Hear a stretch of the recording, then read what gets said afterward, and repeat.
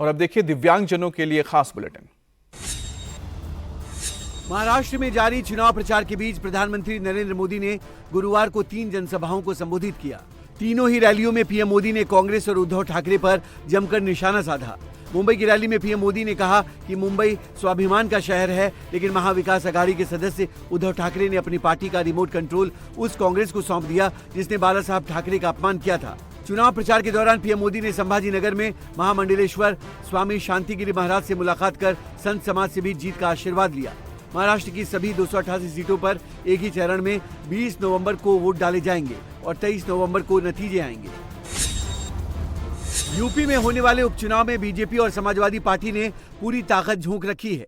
इस दौरान चुनावी रैलियों में दोनों ही तरफ से एक दूसरे पर जमकर चुनावी तीर चलाए जा रहे हैं। अब किसके तीर किसे कितना गहरा जख्म देते हैं, ये 23 तारीख को नतीजों के बाद पता चल पाएगा। लेकिन इससे पहले दोनों ही दल के नेता उपचुनाव वाली सीटों पर जमकर चुनाव प्रचार कर रहे हैं। सीएम योगी की आज यूपी के अंबेडकर नगर और मिर्जापुर में जनसभा है, तो वहीं अखिलेश यादव टप्पल और करहल में चुनाव प्रचार करेंगे। मैनपुरी में डिंपल यादव मोर्चा संभालेंगी। दिल्ली एनसीआर में बढ़ते प्रदूषण को देखते हुए राजधानी में ग्रैब 3 लागू करने का फैसला लिया गया है। दिल्ली एनसीआर में आज से ग्रैब 3 की पाबंदियां लागू होंगी, जिससे राजधानी के प्रदूषण को कम किया जा सकेगा। बता दें कि गुरुवार को भी दिल्ली के कई जगहों पर AQI 400 के पार दर्ज किया गया।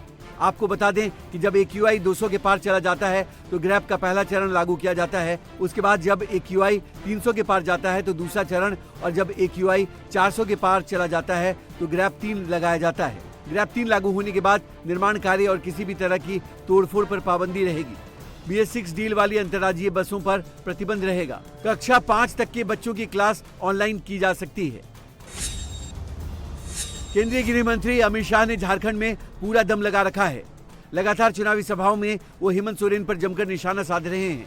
गिरिडीह में बीजेपी प्रत्याशी निर्भय शाहाबादी के पक्ष में आयोजित चुनावी सभा को संबोधित करते हुए उन्होंने कहा कि पहले चरण के चुनाव में ही JMM और कांग्रेस का राज्य में सूपड़ा साफ हो गया है। जनता ने बीजेपी एनडीए के प्रत्याशियों को भरपूर समर्थन दिया है। वहीं झारखंड में बांग्लादेशी घुसपैठ का मुद्दा उठाते हुए अमित शाह ने कहा कि हेमंत सरकार का ध्यान यहाँ घुसपैठियों को बसाने पर है। ये घुसपैठिया झारखंड में आते हैं और झारखंडी बेटियों से शादी करके उनकी जमीन हड़प लेते हैं। आप बीजेपी की सरकार बनाइए, यहाँ सिर्फ घुसपैठिए ही नहीं बल्कि परिंदा भी पर नहीं मार सकता।